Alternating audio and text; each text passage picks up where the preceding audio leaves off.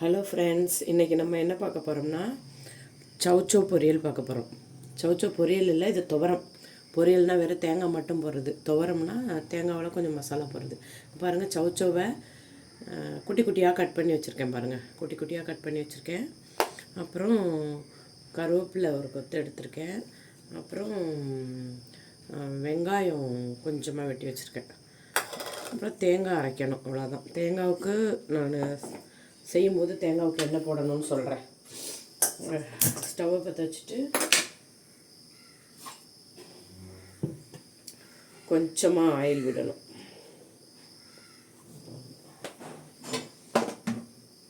Oil விட்டுட்டு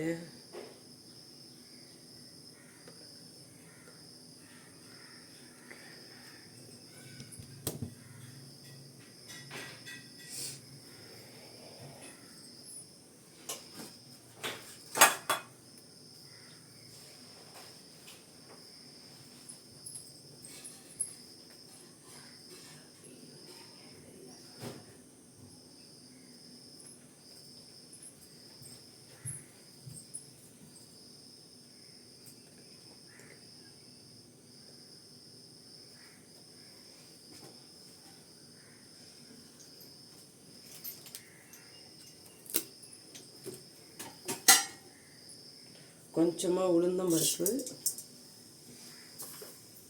கொஞ்சமாக கடுகு,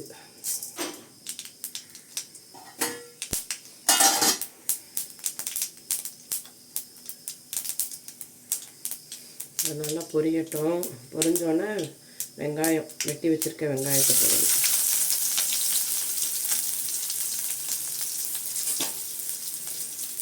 போட்டுட்டு தரணும்.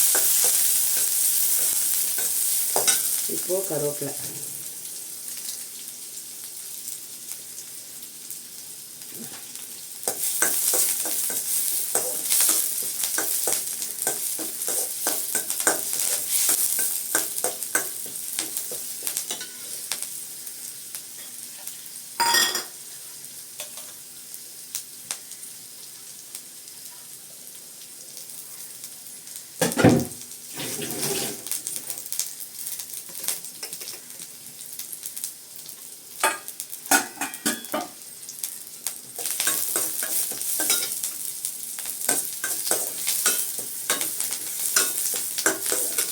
ஒரு மாதிரி கண்ணாடி பதமாக வெந்திருக்கும் பாருங்கள்.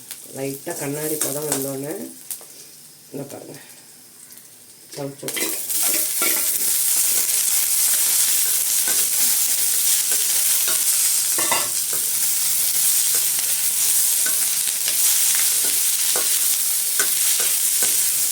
லைட்டாக இப்படி பெரட்டி விடணும்.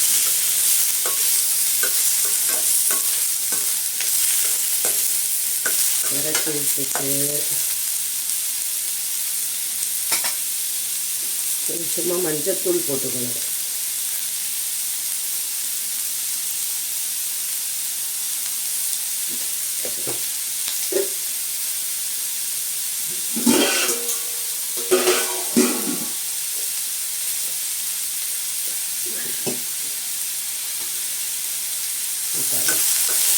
மஞ்சத்தூள் போட்டுட்டு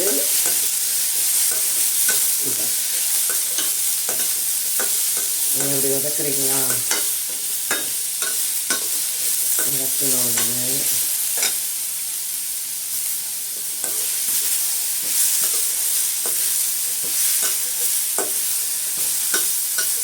பாருங்கள், இதில் உள்ள தண்ணியெல்லாம் கொஞ்சமாக விடும். அதனால் அதிகமாக தண்ணி விட தேவையில்லை, கொஞ்சமாக தண்ணி, அவ்வளோதான். வச்சுட்டு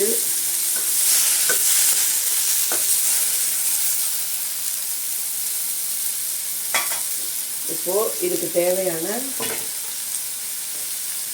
அளவு உப்பு பாருங்க, இவ்வளோதான்.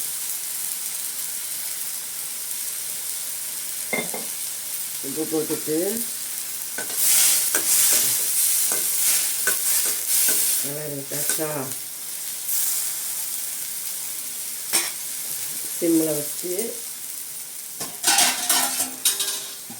மூடி போட்டு மூடிடணும். இதுக்கு தேவையான மசாலா அரைச்சிடலாம்.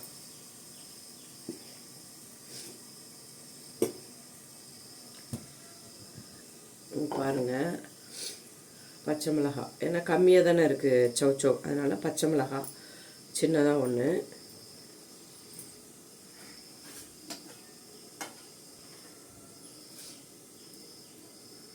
ஜீரகம் கொஞ்சமாக ஒரு பிஞ்ச் போட்டால் போதும். ஜீரகம்னா அப்படியே நிறைய அள்ளி போட்டால் ஸ்மெல்லு வரும், ஒரு பிஞ்ச் போடணும்.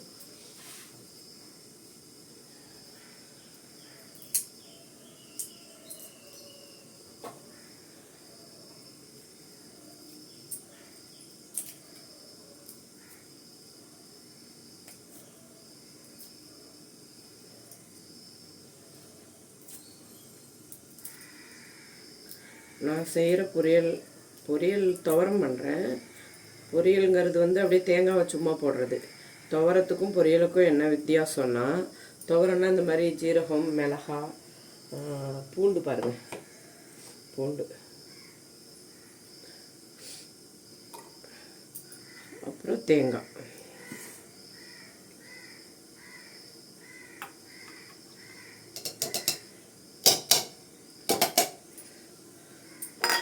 இது மூணுத்தையும் லைட்டாக குறைன்னு அரைச்சிட்டு வரணும்.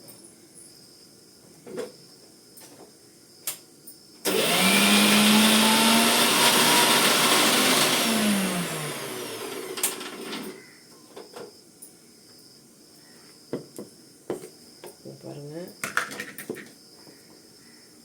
இன்னும் கொஞ்சம் அரைக்கணும். இந்த பாருங்கள், இன்னும் கொஞ்சம் அரைக்கணும்.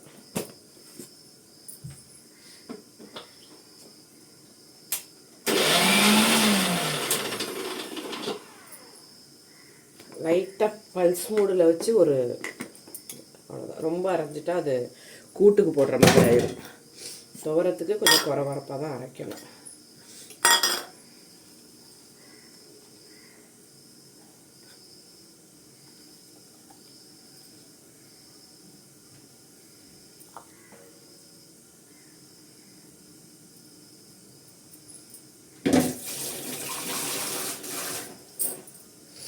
அதுக்குள்ளே இருக்குன்னு பார்த்துருவோம். வெந்துட்டுருக்குன்னு நினைக்கிறேன். இன்னும் கொஞ்சம் வேகணும். மூடி வச்சிடலாம்.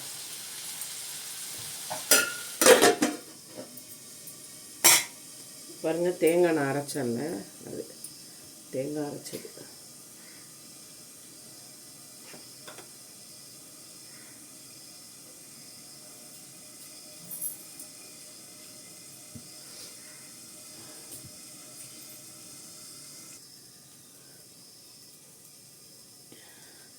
இப்போது வெந்துருச்சான்னு பார்க்கலாம். ஆல்மோஸ்ட் ரெடி ஆயிடுச்சு நினைக்கிறேன். ரெடி ஆகிடுச்சு ஆல்மோஸ்ட், அவ்வளோதான். வெந்துட்டுனா உங்களுக்கு இப்படி கிளறும் போதே கிண்டும் போதே தெரியும். பார்த்தாலும் வெந்துட்டா என்னென்னு கண்டுபிடிச்சிருவேன். நம்ம பார்த்தாலே தெரியும் வெந்துருச்சா வேலையா. ஆல்ரெடி நம்ம போடும்போது உள்ளத்துக்கும் இப்போ உள்ளத்துக்கும் இப்படி கிளறும் போதே அது கரெக்டான கன்சிஸ்டன்சிக்கு வந்துடுச்சுங்கிறத நம்ம கண்டுபிடிச்சிடலாம். அப்புறம் தேங்காய் போட்டு இறக்கிற வேண்டியதான். திரும்பவும் சொல்கிறேன், ஒரு பச்சை மிளகாய், சின்னதாக ஒரு பச்சை மிளகாய் தேவைக்கு ஏற்ற மாதிரி போட்டுக்கலாம். கொஞ்சமாக ஜீரகம், ஒரு பிஞ்ச் ஜீரகம், 2-3 பல் பூண்டு, அவ்வளோதான். பெருசாக இருந்தால் ஒரு பல் பூண்டு போட்டால் போதும். தேங்காய் கொஞ்சம். இதை ஒரு பல்ஸ் மூடில் குறைன்னு அரைச்சி வச்சுருக்கேன். பாருங்கள், இதுதான் ஃபினிஷிங் டச். எதுக்கு? துவரத்துக்கு. இந்த ஸ்டேஜில் வெறும் தேங்காவை மட்டும் துருவி போட்டால் பொரியல். அதே இந்த மாதிரி பச்சை மிளகாய், ஜீரகம் எல்லாம் சேர்த்து போட்டால் துவரம். பொரியலும் நல்லாயிருக்கும், துவரமாக எது செஞ்சாலும் சமைச்சோவில் கூட்டும் இன்னும் நல்லாயிருக்கும். ஒரு நாளைக்கு கூட்டு வச்சு காட்டுறேன் பாருங்கள். அவ்வளோதான், பொரியல் ரெடி ஆயிடுச்சு. தேங்காய் போட்டு உடனே இறக்கிடக்கூடாது. தேங்காய் போட்டு மசாலா போடலைன்னா உடனே இறக்கிடலாம். இதில் ஜீரகம், பூண்டு, மிளகாலாம் போட்டுக்கொள்ள, அதோட பச்சை ஸ்மெல் போகிற வரைக்கும் சிம்மில் வச்சு இப்படி லைட்டாக கிளறி விடணும். அதில் இந்த ஸ்மெல்லு ஒன்று நல்ல ஸ்மெல்லாக ஒன்று வரும். அந்த ரா ஸ்மெல் போய் ஒரு நல்ல ஸ்மெல் வரும். வந்த உடனே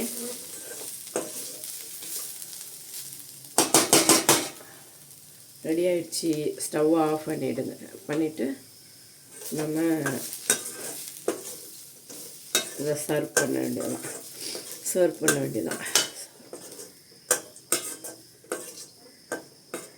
பாருங்கள்.